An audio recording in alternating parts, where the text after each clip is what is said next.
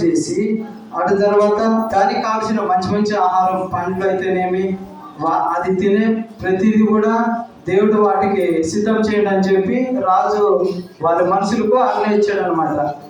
తర్వాత మళ్ళీ ఏం జరిగిందంటే అంటే మళ్ళా అక్కడ పక్కన ఆ వీధిలో పోతుండగా ఒక స్మెల్ పసిగట్టింది. అది ఆ స్మెల్ పసిగట్టి ఇక్కడ అంతా రాజుగారి దగ్గరుండి అంటే రకరకాల అంటే రుచికరమైన వస్తువులు తింటూ అంత రుచికరమైన వస్తువులు తింటూ కూడా దానికి అన్ని అనుకూలంగా పెట్టినప్పుడు కూడా అది ఏం చేసిందంటే ఒక స్మెల్ని పసిగట్టింది అనమాట.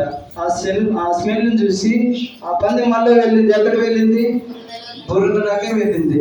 అలాంటి మళ్ళా దానికి ఏం చేశారంటే బురదలో వెళ్ళిందని ఎక్కడ వెళ్ళింది అదని రాజు మనుషులు అడిగితే అయ్యా మళ్ళీ అది బురదలోకి వెళ్ళిపోయిందని రాజుకి చెప్పారనమాట. మళ్ళీ దాన్ని తీసుకురండి అని చెప్పినాడు. తీసుకొని రండి చెప్తే దీనికి ఇట్లా అంటే బురదలో పొర్లుకోకుండా దానికి ఏం చేస్తే సరిపోతుందంటే వెంటనే మనకైతే తెలియదు అని రాజుగారి మనసులో ఆయనకు ఆజ్ఞ ఇచ్చారు అనమాట.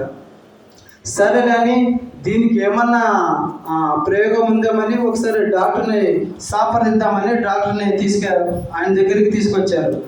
ఒకసారి ఇది అలాంటి స్వభావం నుండి ఎంత శుభ్రం చేసినా ఎంత దానికి అనుకూలంగా పదార్థాలు దానికి వడ్డించినా కూడా అది మళ్ళీ అక్కడే బురదలోకి వెళ్తుంది డాక్టర్ అని చెప్పేసి ఒకసారి దానికి ఏదైనా ఉంటే ట్రీట్మెంట్ ఇవ్వండి అంటే అయ్యా దానికైతే ట్రీట్మెంట్ ఏమీ లేదు అంటే మరి ఏదైనా ప్రయత్నం చేయండి అంటే దాన్ని ఏం చేస్తాడంటే గొర్రె గుండె తీసి పందికి సెట్ చేయాలి అని డాక్టర్ రాజు దగ్గర చెప్పాడు.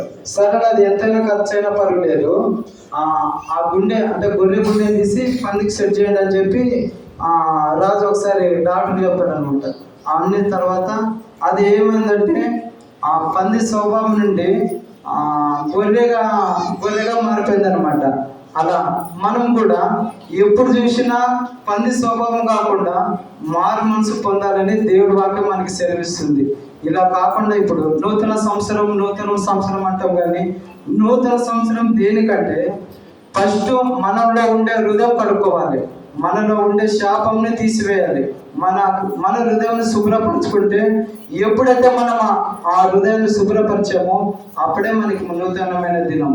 ఎప్పుడైనా మన చుట్టుపక్కల ఎప్పుడైతే వాళ్ళు అంటే రకరకాల చెడు పనులు చేస్తూ మనకు అనిపిస్తూ ఉంటారు, ఒక దినాన వాళ్ళు మనకి మంచి వాళ్ళే దేవుని కృప వల్ల మారు మనసు పొంది వాళ్ళు అన్ని రకాలుగా వాటిని అంటే పాపానికి దూరం ఉంటూ నీతిగా జీవించే మనసు ఎప్పుడైతే వాళ్ళకి వస్తుందో అప్పుడే నిజమైన నూతన దినం.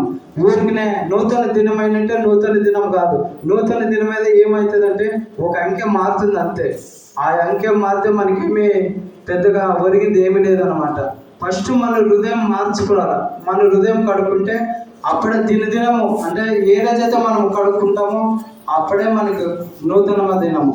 కొంతమంది అన్నయ్య ఒక వ్యక్తి అంటాడంట, అయ్యా నువ్వు ఎప్పుడు మారుతావయ్యా నువ్వు అంటే లేదనకు ఒక సమయం ఉందయ్యా అంటే ఎప్పుడు ఆ సమయం అంటే ఇక 2025 అంతా కూడా ఇలాగే తాగడానికి బానిస అవుతూ ఇలాగే ఇచ్చలవిడిగా నా ఇష్టం వచ్చినట్లు నేను ఉంటానని చెప్పి ఒక వ్యక్తికి ఆజ్ఞయిస్తాడు అనమాట. సరే అంటే నీకు మారడానికి 2025 పోయి 2026 రావాలా అని చెప్పి ఆయనకు ప్రశ్న వేస్తాడు అనమాట. అవును అంటాడు.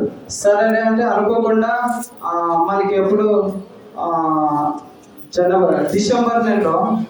డిసెంబర్ నెలలో ఆయనకి ఒక వ్యాధి వచ్చిందనమాట.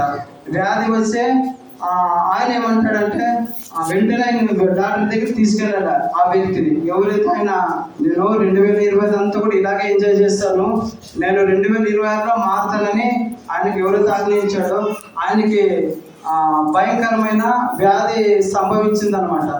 అక్కడ పక్కన వాళ్ళు ఏమంటారంటే అయ్యా నన్ను అంటే డాక్టర్ దగ్గర త్వరగా తీసుకెళ్ళండి, నన్ను అంటే త్వరగా తీసుకెళ్ళకపోతే నేను చచ్చిపోతానని వాళ్ళు పక్కన వాళ్ళకి చెప్తున్నాడు.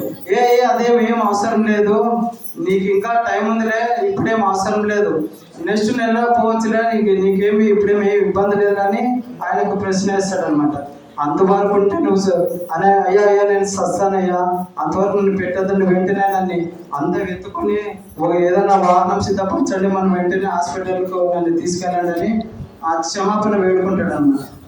అలాగే మనం కూడా ఒక ముందున్న సమయం కాకుండా మన అనుకూలమైన సమయాన్ని సెట్ చేసుకొని, అంటే మనం అనుకూలంగా ఏది ఉండదు, ఈ రోజైతే ఈ రోజే, రేపైతే రేపే, అలాగే మనం కూడా మన హృదయాన్ని శుభ్రపరచుకోవాలి. ఆ యొక్క లోతపూరిత జీవితానికి దూరంగా ఉండాలి, పంది స్వభావం నుండి దూరంగా ఉండాలి. వీటినన్నిటికీ దేవుడికి దూరంగా అనుకూలంగా ఉంటే దేవుడు మనకి తోడుగా ఉండి మనం చేసే కార్యాలన్నీ కూడా దేవుడు తోడుగా ఉండాలి అన్నమాట. నేను ఇప్పుడు చెప్పిన 5 అంశాలు ఏమేమి చెప్పుకున్నాము? 5 అంశాలు ఏమేమి చెప్పుకున్నాము? కీర్తనల గ్రంథము మొదటిది మేలుడు జ్ఞాపకం చేసుకుందాం. రెండోది గతమును వదిలేద్దాము. మూడోది పశ్చాత్తాపడదాము. నాలుగోది తిరిగి అమార్చుకుందాము. నాలుగోది తిరిగి దేవునిలో ఏకమాదామంట. ఈ కొద్ది వాక్యాన్ని దేవుడు దీవించి ఆశీర్వదించును గాక. ఆమేన్.